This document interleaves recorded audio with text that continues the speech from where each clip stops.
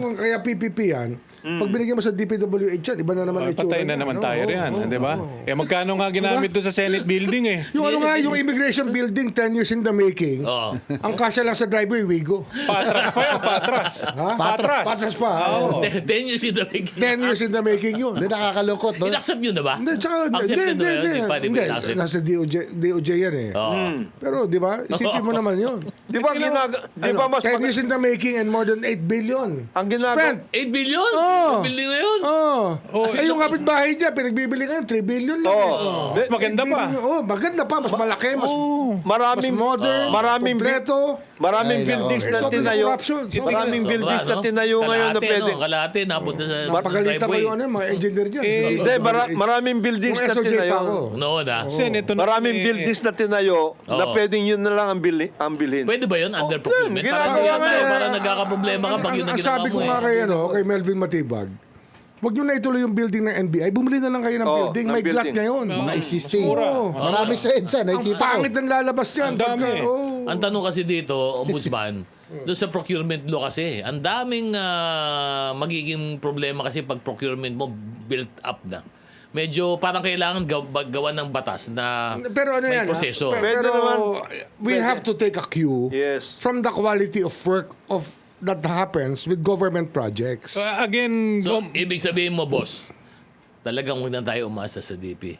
Kaya ombudsman. ngayon, as it is right now, wala tayong maasahan sa Wala DP. na. Wala. Bumili na Ito, lang tayo. ibinuntahan namin sa Cebu. Oo.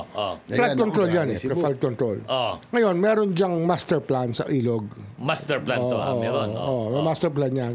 Ang ilog kasi dyan, originally, 63 meters. Ang Ang talaga, lalim. ano niya, ang wide, lapad niya, wide, lapad niya, wide. 63 meters. 63 meters. Ang ugali kasi ng mga Pilipino, pag summer, siyempre, konti lang ang tubig. Yes, na-take over rin. Nag-encroach yung tao sa They- ilog. i-reclaim.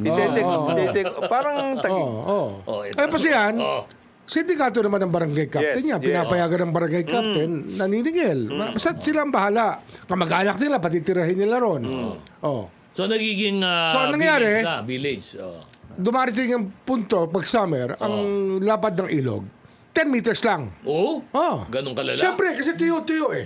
Very dry, di ba? So, walang tubig yan. Kinitirahan na ng tao yan.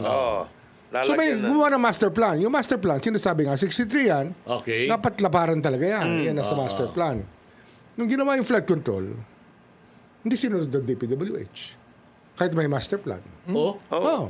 Anong Yung ginawa flood ngayon? control, 25 meters na lang. Hindi nga. 25 meters na lang yung lapad. Ay, edi, automatic meron ng... Hindi kaya 63 meters ang original lapad niyan. Oo. Kasi pag bumabaha at merong talaga occasional big rains, Kaya. Kaya. kayang dalhin lahat yan.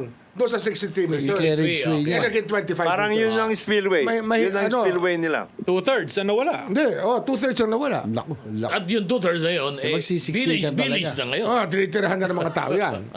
Yun ang problema. Kaya nga yung mga barangay captains, dapat yan sila ang liable. Pag may tumira ng informal settlers sa tabi ng tubig, Kaya nga, should hold them ombudsman, liable. Yung easement nga, hindi nga nila naayos na nga yung easement. babalik na naman tayo dun sa certainty of punishment eh. O case in point, DBI building. Oo. Hindi ba, in-appoint ng DOJ ba o sino man yung DP as PMO, as Project Management Office. Oo.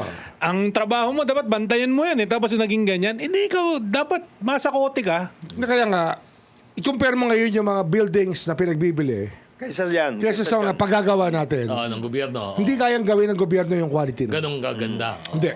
Mas, at mura pa. Mura pa. In the long term, Tsaka parang ang mura ganda. pa. Maganda Ang ganda pa.